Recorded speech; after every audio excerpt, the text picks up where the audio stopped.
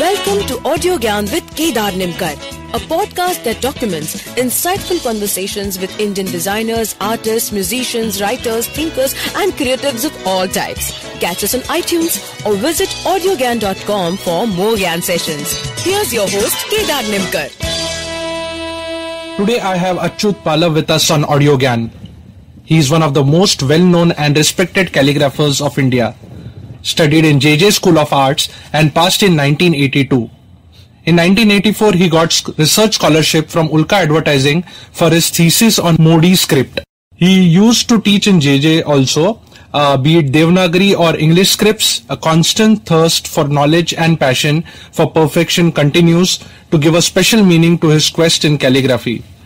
Today we are here to get some insights into calligraphy and Modi scripts, which needs to be documented as per my belief. So, and this Audio Gyan will be in Marathi. So, thank you, sir. तुम्ही वेळ दिल्याबद्दल आणि welcome to audio ज्ञान. Thank you Kedar. खूप छान वाटतंय, कारण काय असतं की आपण जे शिकलोय, आपण जे आपल्याला मिळालंय, आपल्या शिक्षकांनी दिलंय, लोकांनी दिलंय, सगळ्यांनी काहीतरी तुम्हाला दिलेलं असतं. बरोबर. आणि वेळ आली की हे सगळं तुम्हाला कुठेतरी परत द्यायचं असतं. आणि मला वाटतं this is a right time. I am giving back to society. Correct. So thanks to you and it's good idea. Lot of people coming here, that documentation करतायत, आपले विचार मांडतायत. मला वाटतं विचार मांडणं आज फार महत्वाचं झालंय. बरोबर. आपण खूप पाहिलेलं असतं, पण ते परत लोकांपर्यंत सोडणार कसं? बरोबर. प्रत्येकजण टीव्हीवर जायला लागला, प्रत्येकजण व्हॉट्सअपवर लागलाय. त्यामुळे मला इथे आल्यानंतर मला खूप बरं वाटलं की आज मी माईकच्या समोर बसून आज मी एक तास गप्पा मारणार आहे आणि मी तुला माझ्यातल्या ज्या काही गोष्टी असणार, मी ज्या काही शिकलोय, कशाही असतील त्या, मे बी आज ते ऍडव्हान्स वाटत नसतील, पण I think I am a perfect man. मी जे काय अनुभवलेलं आहे, मी जे काही कागदावर खेळलोय, ते सगळं इतकं परफेक्ट आहे की आज कितीही फुटाचं अक्षर जर मला सांगितलंस ना काढ, तर मी तुला हाताने काढून देण्याची माझी ताकद आहे. That's why people know me. Y Achyut पालव. कॅलिग्राफी हे काय माझ्या फंदात नव्हतं. मस्त शाळेमध्ये बॅक बेंचेस होतो, मागे बसलेलो होतो, अभ्यास चांगला नव्हता. सर एक दिवस आले, म्हणाले की अभ्यास तर काही चांगला नाही तुझा, तर निदान मग फळावर लिहून तरी काढ काहीतरी. बोलो वा. आपण लालबागला एक शिकलो मी की नाही म्हणायचं नाही आयुष्यात. लिहितो, अक्षर चांगलं आहे वाईट आहे हे मला माहित नव्हतं, आणि काय लिहायचं ते पण माहित नव्हतं. मग काळा फळा, पांढरी अक्षर, आता भवितव्य माझं की मुलांचं हे मलाही माहित नव्हतं. त्याच्यामुळे पण प्रश्नचिन्ह नव्हतं, भीती नव्हती. मला वाटतं तेच सगळ्यात इम्पॉर्टंट आहे. तोच सगळ्यात इम्पॉर्टंट आहे. आणि त्याच्यातूनच मला वाटतं मी जे काही शिकलो ना, मला वाटतं की तिथेच मी शिकलो. तो आत्मविश्वास एखाद्या माणसाने तुला सांगितल्यानंतर त्याचा आत्मविश्वास किंवा त्याचा विश्वास ढळायला देता कामा नये. That was the first. आणि तिथून जे लिहायला सुरू होते, मला वाटतं आज जवळजवळ मला वाटतं 1973 साली मी फळ्यावर लिहायला सुरुवात केली. 1973. I was in 8th standard. Till today, I am doing the same thing again and again with the different medias. तेव्हा फळावर लिहिलं. आता मला वाटतं हवा सोडली तर एकही मीडियम असा नाही की जिथे अच्युत पालवने काम केलेलं नाही. आणि आय एम एन्जॉईंग. म्हणजे खूप मजा करतोय, खूप मला जे वाटतंय ते करतोय. Every day is a new day for me. रोज मला लोक म्हणतात की तू अरे एवढं आता तुझं ईश्वराला तिरुनाम झालं, उद्या आता परत तू वुमन्स डेवर काम करतोस. बोल हो, ते नाही केलं तर जगणार नाही, मला जगू शकत नाही. मला दॅट्स माय प्रॉब्लेम. ऍडिक्शन सारखं ऍडिक्शन आहे माझं. मला आठवतं की एक ब्रुसलीचं वाक्य होतं बहुतेक, की मी एका माणसाला ज्याला 1000 वेगवेगळ्या प्रकारच्या किक्स येतात त्याला घाबरत नाही, पण एका माणसाने 1000 वेळा सेम प्रॅक्टिस केलेली किक असेल तर त्या माणसाला घाबरतो, कारण तेवढं परफेक्शन आलं असतं ना त्या गोष्टी करून करून करून. काय तुला सांगतो मी की मी 10 वर्ष बेसिक केलंय. आज मी जेव्हा शिकवायला जातो ना तेव्हा मी म्हणतो की तुझं बेसिक खूप कमी आहे, तर तू जरा वेळ दे. जरा वेळ म्हणजे किती द्या तो विचारतो. ते बोललो अरे कमीत कमी महिनाभर तरी एक गिरव ना ते सगळं. बरोबर. सर बाजूच्या क्लासमध्ये 2 दिवसात 4 स्क्रिप्ट शिकवतात. तर बोल यू कॅन गो देअर, माझ्याकडे नाही होणार आहे. त्याचं कारण एवढंच आहे की मी ज्या स्कूलमधनं आलोय, शाळा ही एक वेगळी गोष्ट होती, पण मी रकरू जोशी नावाचं एक स्कूल, जिथे आम्ही बघितल्यानंतर आम्हाला आमच्या चुका कळायच्यात. तुम्हाला शिकवण्याची गरज नव्हती, तुम्हाला सांगण्याची गरज नव्हती. सरांनी बघितलं असं की त्यांच्या डोळ्यातून आपण बघितलं की ते डोळे बघून आपल्याला कळायचं चुका काय आहेत त्या स्कूलमधनं आल्यानंतर आज तुम्हाला प्रत्येकाला वाटतं कॉम्प्युटर म्हणजे अंडू अंडू अंडू अंडू करून तुम्ही सगळे पांडू झालेले आहात.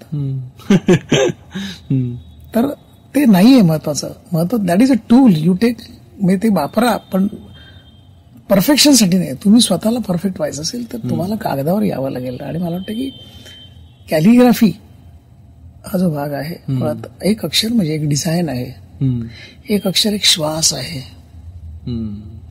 हे जेव्हा तुम्हाला कळेल तेव्हा तुम्हाला लिहिणं काय असतं, वाचन काय असतं, बोलणं काय असतं, मग लिहिलेलं किंवा वाचलेलं किंवा बोललेलं याचा एकमेकाशी संबंध कशा पद्धतीने येऊ शकतो हे तुम्हाला त्या घटकेला कळेल.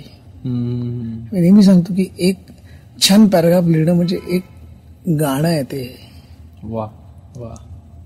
एक कविता लिहितो तेव्हा कवी लिहितो, संगीतकार संगीत करतो.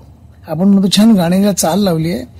कॅलिग्राफी पण एक चाल आहे, कारण तुमच्या भावना, तुमच्या इमोशन्स, तुमचे एक्सप्रेशन्स या सगळ्या गोष्टी त्याच्यामध्ये आलेल्या असतात आणि त्या न चुकता. आणि जिथे व्यक्त व्हायचं असेल तेव्हा आवाजाचा चढ उतार जो असतो, आपण तो काय दाद दिली अशी म्हणजे जागा काढली ज्याला म्हणतो संगीतामध्ये, इथेही जागाच काढायच्या असतात, तुम्हाला शोधायच्या असतात. कारण तो पेपर ही तुमची स्पेस असते. त्या पेपरवर कसं वावरायचं, किती वावरायचं, किती बोल्ड व्हायचं, किती उथळ व्हायचं, किती शांत व्हायचं, हे तुम्हाला त्या त्या वेळेला अनुभवाने यायला लागतं.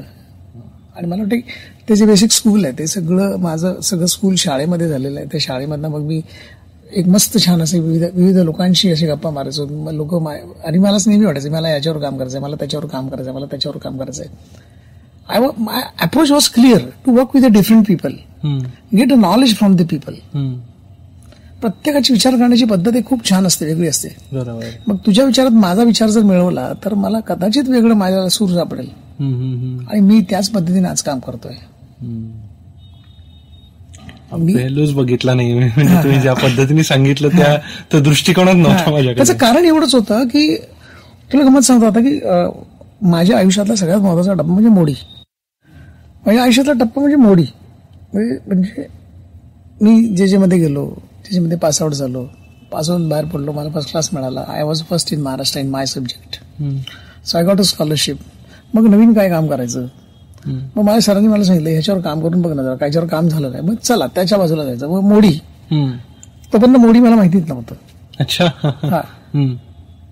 मग ज्यावेळी बघायला लागलो तेव्हा लक्षात आलं की खूप गंमत आहे. एकच लिपी, वेगळ्या भाषेत, वेगळ्या भाषेचा प्रभाव, त्याच्यावर लिहिली जाण्याची पद्धत, ती का लिहिली गेली, कशी लिहिली गेली, कारण त्याच्या आधी ताडपत्रावर लिहिलं जात होतं. एक अक्षर 4 वेळा हात उचलावा लागत होता. कागद जेव्हा चायनाकडनं आपल्याकडे आल्यानंतर जलद लिहिण्याची पद्धत ही आली. मग त्यावेळी नक्स आणि शिकस्ता नावाच्या लिप्या होत्या, त्याच्यात मोडून लिहिणं असा अर्थ होता. मग ते मोडून लिहिणं म्हणजे फास्ट लिहिणं, पटापट पटापट पटापट पटापट पटापट पटापट लिहिणं. रस्व दीर्घाची तमाने बळगता मला जे वाटतं ते मी लिहिणार, मला जे वाटतं ते मी वाचणार, त्याच्यातून तुला जे वाटेल ते तू वाचायचं. मे बी तुझं आणि माझं सारखं नसणार. अच्छा. It's a personalise. May be मारून की मार एवढंच, असं न वाचायचं की नाही हे मी ठरवणं की दुसऱ्या शब्दात वाचू शकतो. अच्छा. हा, रस्व नाही, दीर्घ नाही, कॉमा नाही, काही नाही. माहित नव्हतं. हा, म्हणजे खूप गमत होते. सुरुवातीची मोडी कागद नसल्यामुळे खूप जवळ जवळ जवळ जवळ जवळ जवळ 2 रेषेमध्ये अंतर नसायचं. हळूहळू कागद आलायला लागला, तशी ती पेशवे घालापर्यंत जशी आली तशी ती फुलायला लागली. स्ट्रोक नुसते फुलत होते, असे बहारदार ज्याला म्हणतो ना, चौकार षटकार मारतो तसे. गाणं, अक्षरशः गाणं, मोडी पत्र लिहिणं म्हणजे त्या वयाच्या लोकांनी मला वाटतं की इतकी वळण होतं, चिटणीसी वळण, महादाजी वळण वगैरे अशी, त्या लोकांनी गाणीच लिहिल्यासारखं वाटतंय मला ते. कारण त्याच्याकडे बघण्याचा दृष्टिकोन जो होता तो माझा बदलत चालला होता, की मला ते पत्र नव्हतं, ते माझ्यासाठी एक गाणं होतं छान, माझ्याकडे एक डिझाईन होतं. बरोबर. आज आम्ही जे मॉडर्न म्हणून जे सांगतो ना, you just go back 40 years back, 30 years back, 50 years back, तुम्हाला ते सगळं जुनं आज परत तेच दिसतंय, फक्त कॉम्प्युटरवर शार्प ट्युनिंग म्हणून करून आलेलं आहे ते. बरोबर. हा, त्यामुळे काय झालं की एका लिपीवर गुजरातमध्ये गेल्यानंतर गुजराती दिसतेय, फारशांकडे गेलं फारशी दिसतेय, कन्नडकडे गेल्यावर कन्नड दिसतेय. असे जे पगडे मूळ तेच, बाई एकच, पण तिला वेगळ्या साड्या लपेटतो, ती वेगळ्या साडीत वेगळं दिसायला लागते ना, तसं होतं ते. आणि मग असं ठरवलं की आता याचा आपण छान अभ्यास करायचा. आता अभ्यास करून मग ते दगो गोडसे, अशोक केळकर, रकरू जोशी, गहकरे, मातब्बर माणसं जी अशी पिळून काढणारी माणसं. दगो गोडसे म्हणजे अफाट, ज्यांचा इतिहासावर प्रचंड गाढा अभ्यास. गहकरे म्हणजे मोडीतला प्रत्येक पत्र शेवटचा शब्द ह्या काळातला त्यांनी सांगितल्यानंतर तेच असणार, त्याच्या पुढे काही नसणार. अशोक केळकर भाषातज्ञ आणि रकरू जोशी म्हणजे आमचे अक्षरगुरु. ही सगळी माणसं जेव्हा भेटली आणि ज्यांना त्यांच्या अंडर जेव्हा काम करायला लागलो, तेव्हा लक्षात आलं आपल्याला खूप काम करायचं आहे. It's not a journey, small journey. एक सरळ रेषा काढली की ती लांबी किती करायची, ही किती ठरवायची, त्याला मर्यादा नसते. ती काढली तर वाढतच जाते ती त्याच जोराने. आणि एक उभी रेषा काढली की त्याची उंची किती असते हे आपण ठरवतो. ती हा जो ग्राफ होता, तो ग्राफ त्या कामामध्ये मला कुठेतरी जाणवायला लागला की मला ह्या पद्धतीनेच काम करायला पाहिजे. उभं आणि आडवं जायचंय आपल्याला, दोन रेषा छेदायच्या आहेत त्या, आणि छेदत असताना त्याच्यातलं डिझाईन काय आहे हे सगळं डिझाईन हे जेव्हा नवीन पिढीला कळेल तरच त्यांना मजा येईल ती. आणि ते सगळं एक साधारण 1.5 वर्ष काम केलं. आणि मग याला कुठेतरी यातून नवीन काय आहे तर मुक्तलिपी तयार केली. मुक्तलिपी, हा, जी देवनागरी सारखी दिसणारी, मोडी सारखी लिहिणारी आणि पटकन वाचता येणारी, कारण मोडी पटकन वाचता येत नव्हती, टेक्निकल प्रॉब्लेम खूप होते. आणि मग ती महाराष्ट्र राज्याच्या 25 वर्ष जेव्हा झाली तेव्हा त्याच्यासाठी ती टायटलसाठी वापरली, पिक्चरसाठी वापरली, मग सिरियल आल्या. असं करत करत शेवटी मग ते असं छान कमर्शियल करत गेलो त्याला.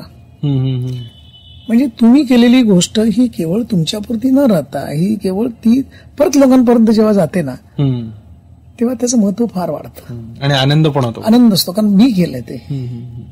आज महाराष्ट्राच्या पुस्तकावर माझी स्क्रिप्ट आहे ही आणखी 50 वर्ष लोक सांगतील, मी जो असेपर्यंत सांगणारच आहे, पण पुढची पिढी सांगेल की हे अच्युत पालवानी केलंय, हे व्हायला पाहिजे.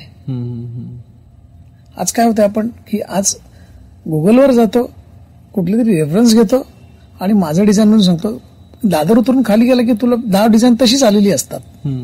बरोबर. अर्थात हा पिढीचा दोष आहे किंवा अभ्यासाचा दोष आहे किंवा काम करण्याच्या पद्धतीचा दोष आहे. आणि आज लोक थोडीशी टेक्नॉलॉजी ओरिएंटेड झालेत. पण मला वाटतं I am zero in technology. मी तुला अक्षरशः सांगतो, माझा मोबाईल वापरणं फक्त घेणं देणं माहिती असतं. मला अजिबात लॅपटॉप वापरता नाही, मेल बघता येत नाही, काही करता येत नाही. पण मी माझ्या समोर बसलेल्या डिझायनरला तू काय करायचं हे मी तुला सांगतो, हे मला कळतं. त्याच संबंधित मला अजून थोडा प्रश्न असा आहे की म्हणजे मी जे प्रश्न काढलेले अर्थात त्याचा फ्लो आपण वेगळ्या पद्धतीने नेतोय, जे मला आवडत आहे.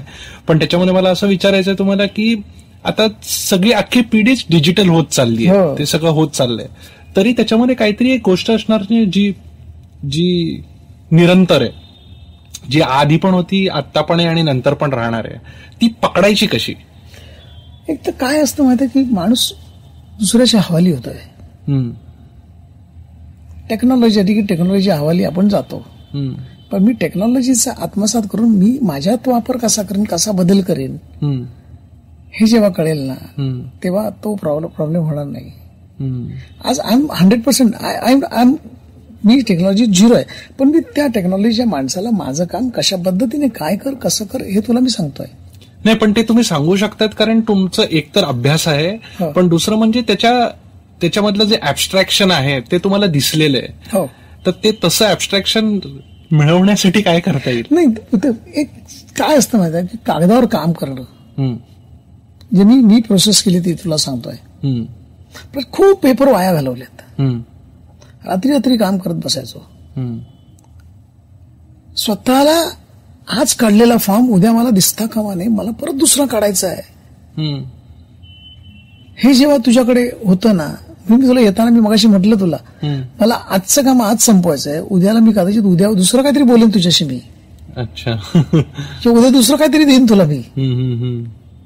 ऍडव्हर्टायझिंग मध्ये काम करताना कंटिन्यू करावं लागतं, पण ऍबस्ट्रॅक्ट करताना स्वतःला मोकळं करताना ते करावं लागतं. ते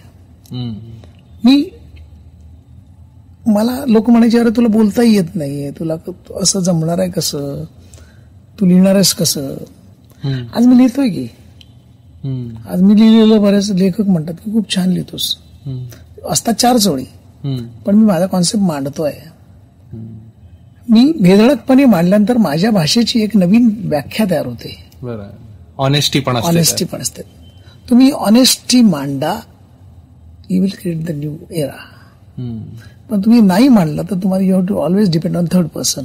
तुम्हाला लिहिल की मग मी लिहिल, नाही ना. I am not a good copywriter, पण मी माझा थॉट माझ्या मोडक्या थोड्या इंग्लिशमध्ये मांडून मी त्याला सांगतो, तेव्हा त्याला कळतं की what you want to say exactly. Correct. सुंदर. हे कुठेतरी आहे ना, हे कुठेतरी लॅकिंग होतं. म्हणून मी जेव्हा मी माझ्या वर्कशॉप करतो कॅलिग्राफीच्या वर्कशॉपमध्ये, तेव्हा डिसिप्लिन नसते त्याला. डिसिप्लिन नसते. अच्छा. मोस्ट अनऑर्गनाइज माणूस अच्युत पालव आहे आणि हे सगळ्यांना माहिती आहे. पण एंड ऑफ द वर्कशॉप तुझी चित्र पाहताना तुला कळतं की आपण डिसिप्लिन काय पाळली ती. हे तुला न सांगता मी तुझ्यातनं काढून घेण्याची ताकद आज माझ्याकडे आहे. पॅरालिसिस झालेल्या माणसाला तू लिहू शकतोस असं सांगून 3 महिन्यानंतर मी त्याला लिहायला लावलंय. आणि त्याच्यातनं मला लॉजिक कळायला लागलं. मी माझी स्वतःची एक फिलॉसॉफी केली. एक उभी रेषा काढायला शिकलात ना तर माणूस उभा राहायला शिकतो, पण ती उभी रेषा यायला 3 ते 4 महिने लागतात. एका रेषेच्या बाजूला दुसरी रेषा आली की 2 रेषेमध्ये अंतर डोळ्याला कळलं की 2 माणसांमध्ये किती अंतर असावं हे तुला आपोआप कळतं. फिलॉसॉफी आहे मोठी. It's simple. पण हे जाणून घेण्याची ताकद त्याला वेळ द्यायला हवा ना. महत्वाचा प्रॉब्लेम कुठे होता की आज माणूस स्वतःला वेळ देत नाहीये. हे कॉम्प्युटर आहे. अरे काय कॉम्प्युटर आहे, घे पेन आणि काढ ना. रेषा काढणं किती कठीण आहे तुला कळेल. डोळ्यात डोळे घालून बोलणं फार कठीण आहे. आणि मला वाटतं की हे सगळं करत एक्सपेरिमेंट करत इतक्या लोकांना इतक्या. मी आता गुलजारांबरोबर काम केलं, विजय राजाध्यक्षांबरोबर काम केलं, ही माणसं विंदा कर्मचाऱ्याबरोबर काम केलं. ही माणसं खरंच वेगळी होती, साधी माणसं आहेत. जवळ गेल्यानंतर कळतं की हा माणूस खूप स्वच्छ आहे. पांढऱ्या कपडे घालतो ना गुलजार, ते घालतात पांढरे कपडे, तेव्हा त्या पांढऱ्या कपड्याच्या आतमध्ये सगळं स्वच्छ आहे, काही असं मळकटलेलं नाहीये. मग त्या दिवशी ईश्वर अल्लाच्या वेळेला मी त्यांना म्हटलं की सर हे सगळं बरोबर आहे. तर मला खूप छान केलंस तू. मला म्हणून म्हटलं मी तुम्हाला पाया पडायचं, मला तुमच्या आय वॉन्ट ब्लेसिंग्स. तर आज तुला मी ब्लेसिंग देणार नाही, आज आपण घट्ट मिठी मारूया. ही अपॉर्च्युनिटी आहे, जी अपॉर्च्युनिटी आयुष्यात तुला यावी लागते, तयार करावी लागते, ही आपोआप मिळते. हे आपणच सोडवायचं असतं, कारण तुला प्रत्येक गोष्ट नाही मिळत ती. बरोबर. एवढं वेट त्या गोष्टी करता वेळ द्यावा लागतो, विचार करावा लागतो. आणि मला वाटतं की कॅलिग्राफी मध्ये परत मी सारखा कॅलिफर येतो, कारण शेवटी मी त्याच्यातच जगतोय, मी त्याच्यातच वावरतोय आणि मला प्रत्येक अक्षर रोज अक्षर डिझाईन करायला लावतो. आज असं डिझाईन करायचं, उद्या तसं डिझाईन करायचं, उद्या माझं डायमेन्शन चेंज करायचं, परवा मला भिंत करायची आहे, परवा मला फर्निचर करायचं आहे. You think from different angle. आणि हे जेव्हा तुम्ही सातत्याने विचार करायला लागता, ही काय फिलॉसॉफी नाही, कारण हे सगळं मी माझ्यासाठी मी अनुभवलेलं आहे, मी करतोय, मी काम करतोय. आज माझं एवढं बेसिक परफेक्ट आहे की आज तुम्हाला झोपेत उठून जरी सांगितलं ना की मला जरा काढतं, मी तुला डोळे बंद करून काढू शकतो, कारण ते बेसिक सगळं माझ्या डोक्यात असं साम जाम भरलंय असं प्रचंड प्रमाणात. नाही, मला क्लिअरली अंदाज येतोय, कारण मी थोडाफार क्लासिकल म्युझिकच्या साईडला पण थोडा अभ्यास केलेला मध्ये, तर ते ती स्कूल ऑफ थॉटच मला माहितीये की ते क्लासिकलच्या याच्यावर बोललास म्हणून सांगितलं. आता मी काल शशी व्यास जी आहेत त्यांच्यावर माझी त्यांची ओळख झाली, मग मला बरेच संगीतकार माझ्या जवळ आले, मी त्यांच्या जवळ गेलो, कॅलिफीच्या निमित्ताने इंटरॅक्शन व्हायला लागली. माझी लाईन संगीतासारखी व्हावी, माझं रेषा ही त्याच्यात संगीत आहे, फक्त ते मला मांडता येत नाहीये. पण मी काय केलं, मी सांगितलं की आज आपण तबल्यावर जुगलबंदी करूया. कानाने ऐकलेले जे स्वर आहेत ते स्वर मी माझ्या रेषेत त्याला गुंतवू नये का. जयतीर्थन रेवंडी असो, आनंद भाटे असो, सुनीता राव असो, पंडित जसराजजींचं एक पुस्तक केलं होतं ओम मांडव्य परिषद नावाचं, तेव्हा मला कळायला लागलं की हे सगळं फार वेगळं आहे. रेषा तीच आहे, रंग तेच आहेत, स्पेस तीच आहे, फक्त ती वापरायची कशी. ती कळलं म्हणजे कसं की तुम्हाला परत त्याच्यामध्येच यावं लागतं ना, आत आणि बाहेर आणि आत यावं लागतं. ते गमतीचा भाग तुला सांगतो. मी नाशिकला एक माझ्या मित्राचं सुहास एकबोटे नावाचा माझा मित्र आहे, तुम्हाला म्हणाला अरे माझ्या शॉपमध्ये जर काम करशील का, बोललो करूया. तर मला म्हणलं काय करणार आहेस भिंतीवर, तर माझ्यामध्ये डिझाईन रफ नसतं, मी जे देईन ते तू घ्यायचं, तुला नाही आवडलं तर त्याच्यावर रंग मारायचा आणि परत कामाला लागायचं. इतकं सोपं कधी का बोललो, कारण मी पैसे सांगितले की मी मानला जाणार, पैसे घेणार तुझ्याकडनं बोललो, ते सोडणार नाही तुला, पण मी माझ्या मनासारखा राहीन आणि मी मला जर वाटलं तर मीच काम करेन आणि मी if I am happy then you are happy. ठीक आहे म्हणाला, काम केलं मस्त दबा त्या भिंतीला काय स्क्रिबल नव्हतं, काय नाही. मला जे वाटलं ते केलं. मी मध्येच जायचं, परत यायचो, चहा प्यायचो, परत जायचो, परत वडापाव खायचो, परत यायचो, परत नाशिक माझी द्राक्ष होती खायचो. एक पत्रकार होते, मला म्हणाली मला इंटरव्ह्यू घ्यायचा होता, मला हे झालं की करूया आपण.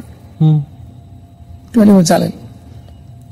2-2.5 तास काम केल्यानंतर मी तिला म्हटलं काय करूया आपण, कुठे बसूया, तुला कशाला, तुला इंटरव्ह्यू पाहिजे ना तुला. ते नाही, मला कळलं सगळं. मला फक्त एकच सांग, ही आत आणि बाहेर जाण्याची प्रोसेस कशी मॅनेज करतो स्वतःला. तिथे गेल्यावर तिकडच असतोस, इकडे आल्यावर इकडच असतोस, याची गल्लत होत नाही कुठे. बरोबर, हेच मॅनेज करायचं असतं. मी तिथून इथे आलो तरी मी त्या फॉर्म मध्येच असतो. आता हा सगळा प्रकार कसा असतो की तुम्ही जे बोलताय ते एकदम नॅचरली येतंय, पण ते फार कठीण आहे ते इम्प्लिमेंट करायला लाईफ मध्ये. नाही रे, तुला सांगतो, मी खरं सांगतो, मी माझ्याकडे आता मी तुला सांगतो इतकी उदाहरण आहेत ना की लोक, तुला सांगतो मी एक गंमत सांगतो, सत्य का सांगतो तुला सांगतो. मी 10वीत नापास झालो, 18 मार्क मिळाले 150 पैकी. कशा सायन्स, गणितात. आकडेमोड म्हणजे वाईट आपली रे. ते सगळं बॅक झालं. मी परत जरासा मोठा आलो, मला लोकांनी लिहायला सांगितलं की तुम्ही लिहा, तुम्ही 10वी कसे पास झाला. ते बोलू लिहू का, हो. मी लिहिलं 10वीत नापास, 18 मार्क 150 पैकी मिळालेले होते. बरे असं कसं ते वर्तमानपत्रात छापून आलं SSC रिझल्टच्या 2 दिवसानंतर. एका बाईने मला फोन केला. ती म्हणाली, तुमच्यासारखा माणूस सत्य लिहितोय आणि घाबरत नाहीये. हेच जर माझ्या मुलाला 2 दिवस अगोदर कळलं असतं तर त्याने जीव दिला नसता.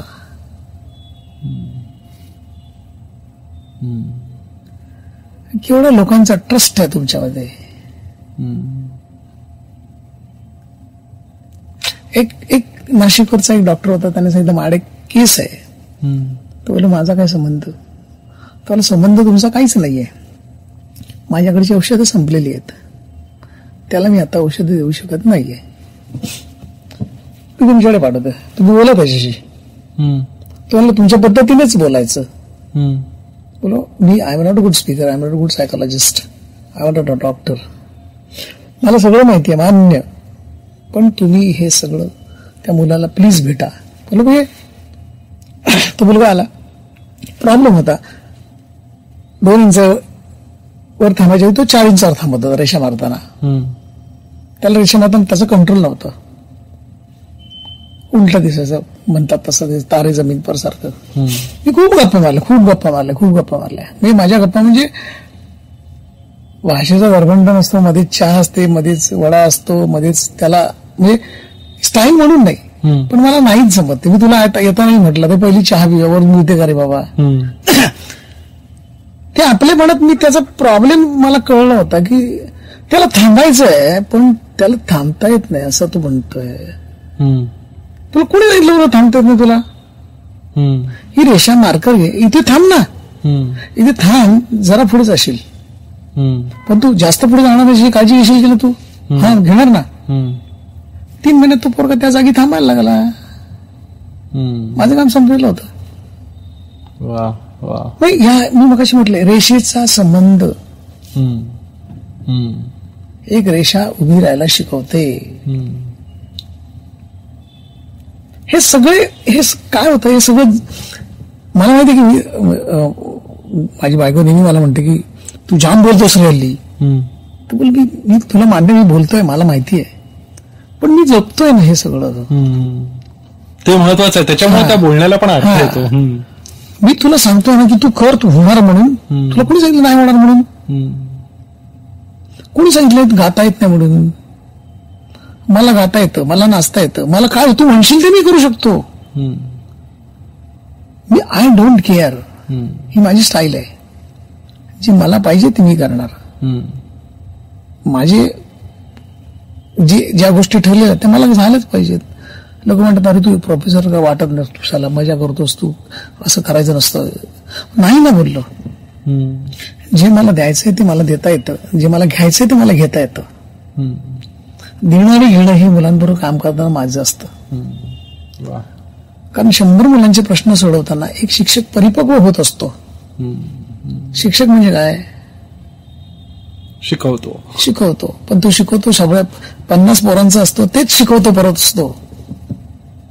आणि जरासं थोडीशी आपण डाळीमध्ये थोडस टेस्ट येण्याकरता काहीतरी टाकतो, म्हणतो बाबा डाळ टेस्टी झाली आहे, तसं आपण शिक्षकाचं असतं ते.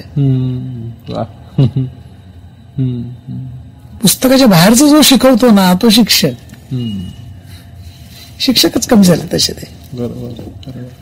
पण काय कधी कधी ग्रेस ऐकायला मिळाले, कधी गुलाबगुलजार ऐकायला मिळाले, कधी विजयाबाई ऐकायला मिळाल्या, कधी यशवंत पाठक ऐकायला मिळाले.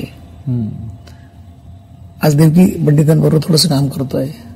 मला वाटतं की मला बंधन नाही ठेवली. मी माझा ऍक्सेस एवढा ठेवलाय मी की कुठलाही माणूस मला फोन करतो तर मला तुमच्याकडनं काम करून घ्यायचंय. मला असं वाटतं म्हणजे अगदीच जास्त झालं, पण मला असं वाटतं कुमार गंधर्वांचे मी काही इंटरव्ह्यूज ऐकले, त्याच्यामध्ये तुम्ही जसं बोलताय तसंच्या तसंच ते बोलल्यासारखं वाटतंय की मला बंधनं नाहीयेत. मी म्हणजे डोक्यावर भार घेऊन गाऊच नाही शकत माणूस. तसंच डोकं एमटी असेल तरच तो त्या तुम्ही जसं बोललात की एका स्ट्रोक मध्ये ती एका दम म्हणजे एक अक्षर. आता मी ईश्वर अल्ला गेला, ईश्वर अल्ला तेरो नाम. कॉन्सेप्ट असा होता की 2 भाषा, एकमेकांबद्दल प्रेम असायला हवं ना. आता तुला माझ्याबद्दल प्रेम होतं म्हणून तुम्हाला सांगितलंस की अच्युत तू हे कर.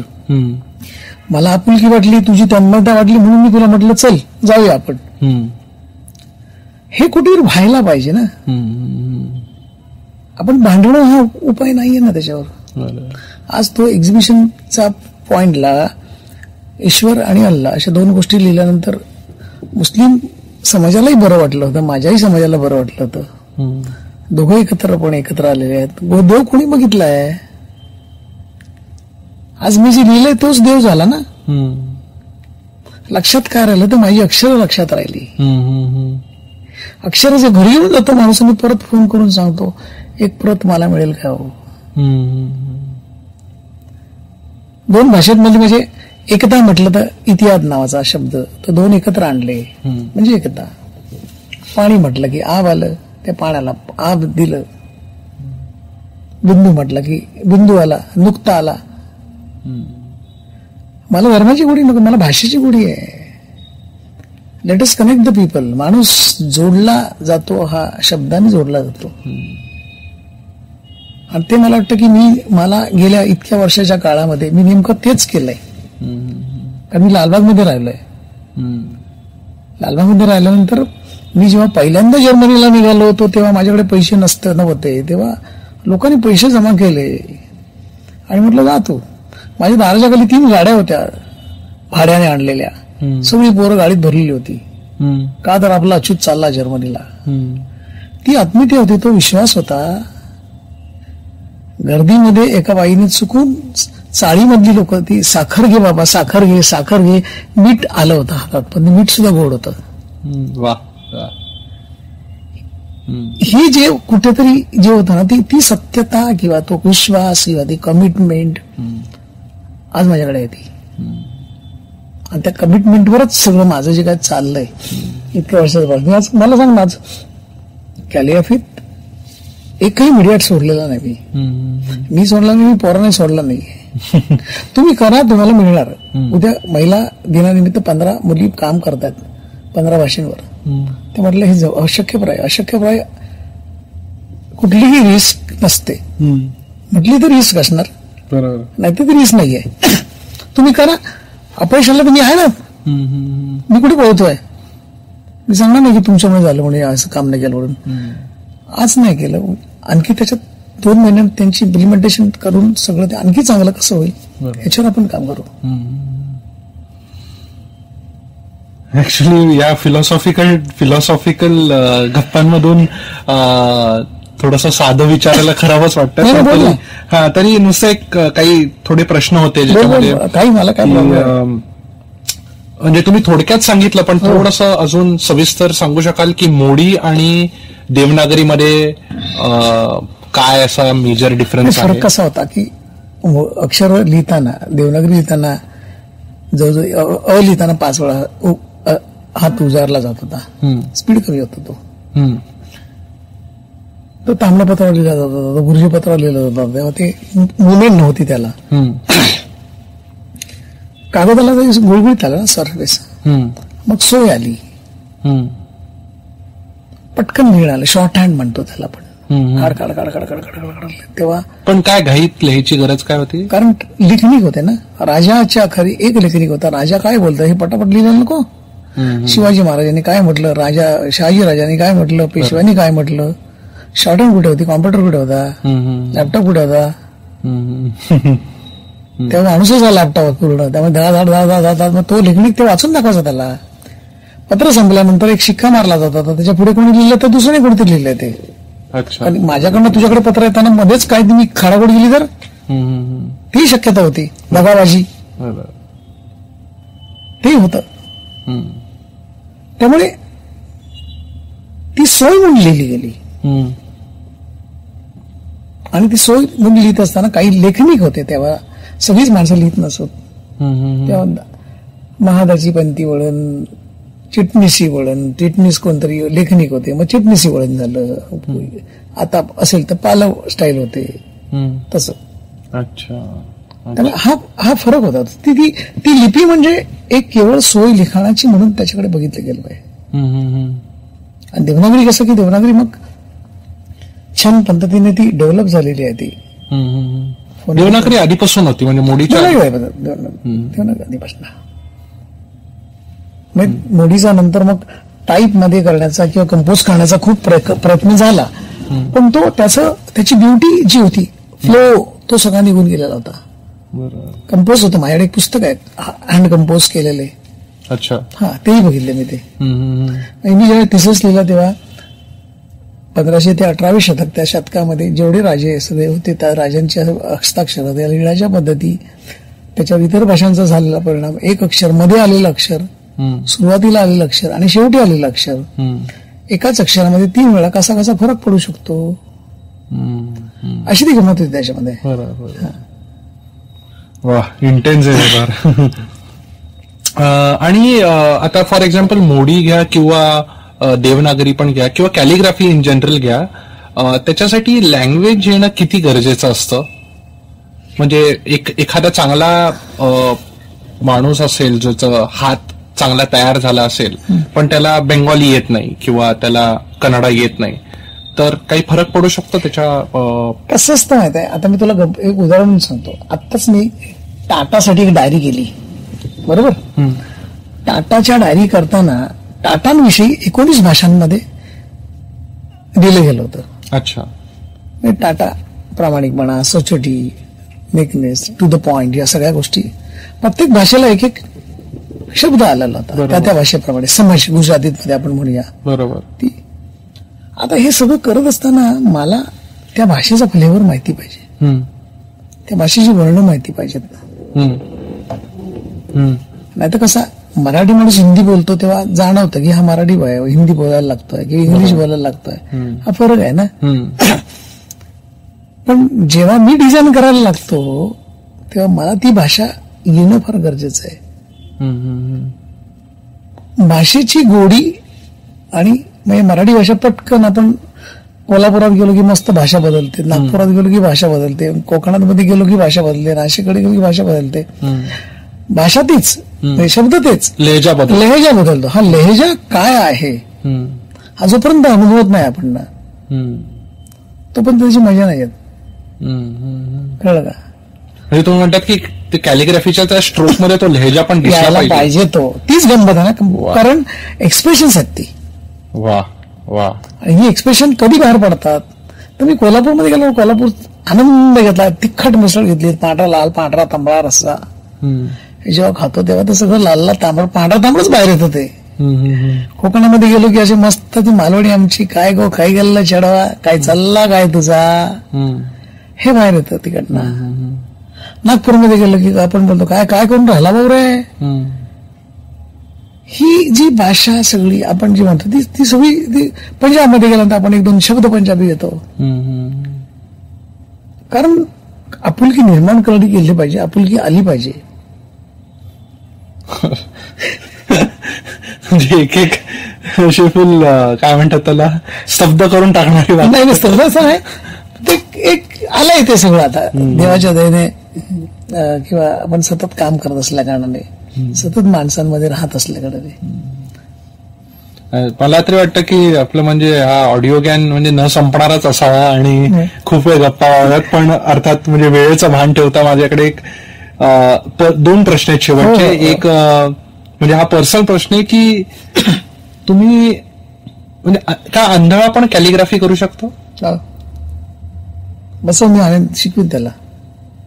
काय प्रोसेस असेल त्याच्यामध्ये? पहिली गोष्ट म्हणजे आवाज जो आहे त्याला आवाज ऐकायला येतो ना. हा, त्याला ऐकू येतं. ऐकू येतं. आवाजाला त्याला वळण देता येईल ना त्याला. तू तुझं वळण दे ना. ती 100% प्युअर कॅलिग्राफी नसेल पण तो त्या लाईनवर येईल. तो ते वळण असेल, पण वळण असेल त्याला. प्रत्येक गोष्टीला वळण असतं. त्या वळणावर आपण जर त्या वळणावर त्याला टच केलं तर तो आपोआप पुढे वळेल. माझ्या पुस्तकावर छान लिहिलंय, आयुष्याच्या एका वळणावर असताना अशोक नारायणांनी मला छान मार्गदर्शन केलं.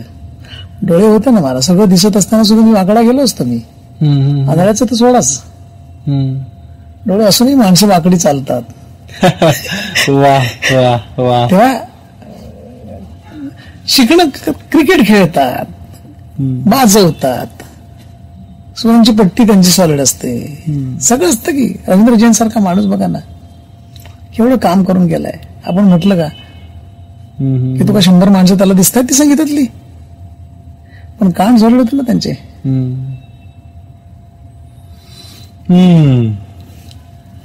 वळण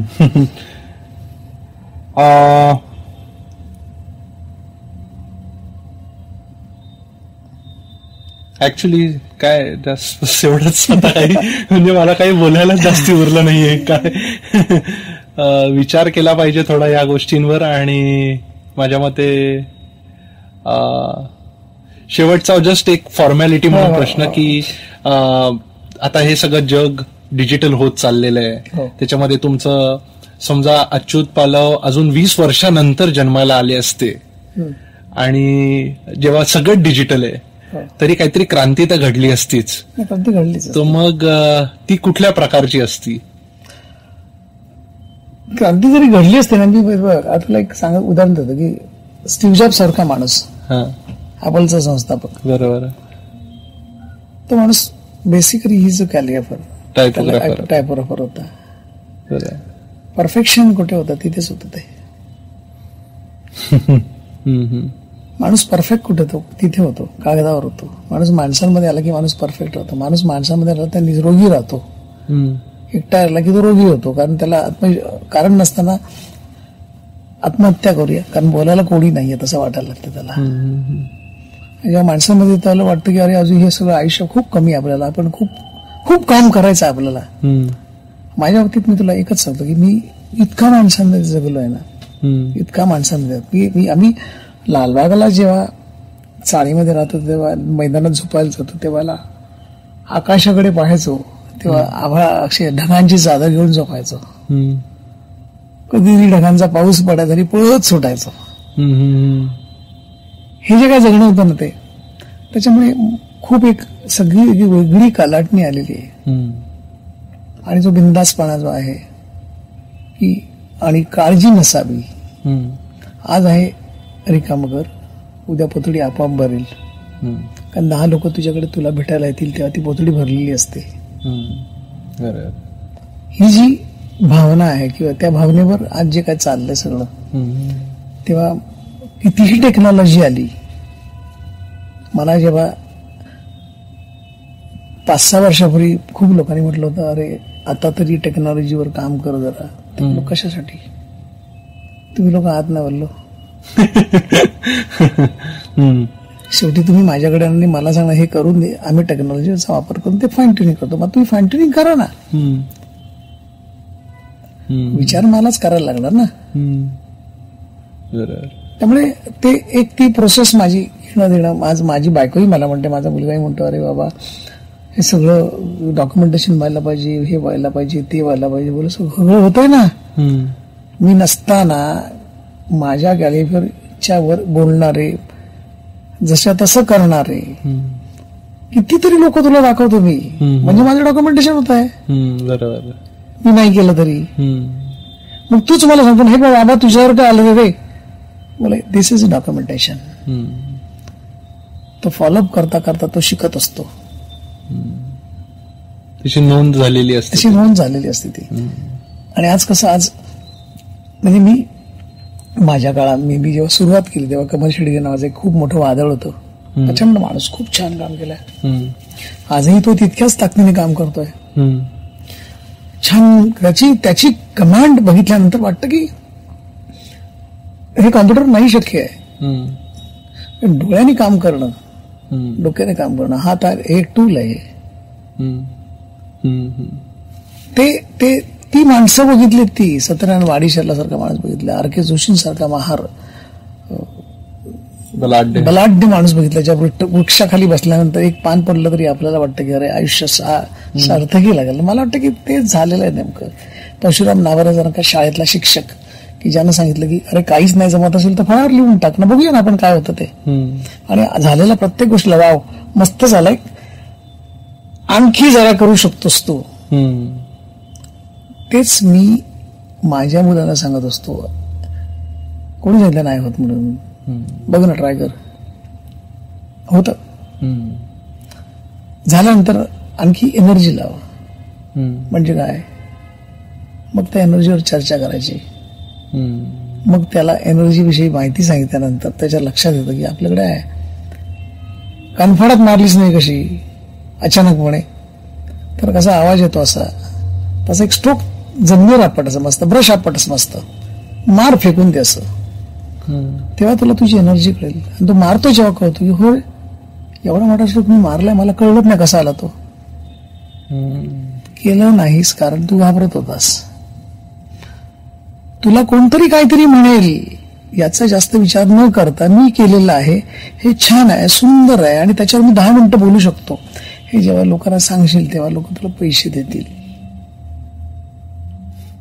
मला तर काय सुचत नाही काय बोलायचं, कारण मी आतापर्यंत म्हणजे आपलं चर्चा चालू असतानाच मी 3 वेगवेगळे टॉपिक्सची नावं ठरवली या ऑडिओ ज्ञानसाठी, की आता माझ्या मते आपण या शेवटच्या टप्प्यावर मला असं वाटतंय बोलायला की ती फॉन्ट मध्ये सुंदरता येणारच नाही जी ते कॅलिग्राफी फील सेन्सेशन असतं, एक्सप्रेशन असतं आणि फ्लेवर असतो तो.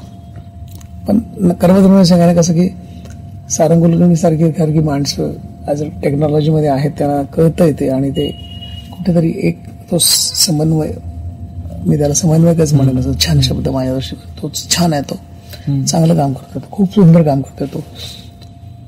त्यामुळे कुठेतरी बांधली जाण्याची शक्यता आहे. जरी ती 100% नाही झाली तरी 70% पर्यंत बांधेल तो. आणि वाटतं की ते बांधण्याकरता मलाही त्याच्यात थोडस एक त्याचा विश्वास संपादन करावा लागेल, मलाही ते थोडं शिकावं लागेल, मलाही ती गोष्ट कळून घ्यावी, त्याला सांगावी लागेल, तेव्हाच ती होईल. ते किंवा ते त्याचंच एकट्याचं काम नसेल किंवा आणखी कोणी मांडीदार असू शकतो. तर हे सगळं समन्वय छान झालं तर मला वाटतं की एव्हरीथिंग इज पॉसिबल. आणि मला वाटतं की कठीण काही नाहीये, मला वाटतं एव्हरीथिंग इज पॉसिबल. सगळं मला वाटतं सगळं. पण मग एक फॉन्ट घेतला आणि एका माणसाने एक कॅलिग्राफीतून काहीतरी निर्माण केलं, तर त्याच्यामध्ये जो समान धागा आहे तो काय आहे, आणि या नोटवर आपण पाहिजे तर आपली डिस्कशन. समान धागा एकच आहे, तुझ्या मनातली स्पेस आणि माझ्या मनातली स्पेस. तिचं दोघांना दिसायला लागली ना, ती दिसली पाहिजे. आणि मग ती तुला मला दिसली तर ती इतरांनाही दिसणार. गाणं छान गाणं कधी होतं ते गुणगुणलं जातं ना, ते गाणं. नाहीतर गाणं येताना वाजून जातं, कळतही नाही ते. बरोबर. आजही रफीदा, किशोरदा, मन्ना डे, आशा भोसले, लता मंगेशकर एक ट्यून वाजली तरी पटकन गाण्यातले स्वर कानात असे वाजायला लागतात ते, आणि आपण म्युझिक सगळं वाजवतो. That the success. सुंदर. I think this is a good note to end this. Thank you sir, तुम्ही वेळ दिल्याबद्दल. आणि गप्पा मारण्यासारख्या आहेत. नक्की परत कधीतरी पुढच्या सेगमेंटला आपण नक्की गप्पा मारू. पण तोपर्यंत मलाही बरं वाटलं. I am so happy. Change मलाही हवा असतो. असं कधी गप्पा मारू तर परत कधी एकदा गप्पा मारू, जरी रेकॉर्डिंग नसलं तरी चालेल. नाही ठीक आहे. Okay, thank you sir. Thank you. And that's it from today's Gyan session. Catch us on iTunes, Saavn, Stitcher or any podcasting app you use. Do rate us on iTunes and follow us on Twitter, Facebook and Instagram. Stay tuned for more Gyan on audiogyan.com. Till then, bye.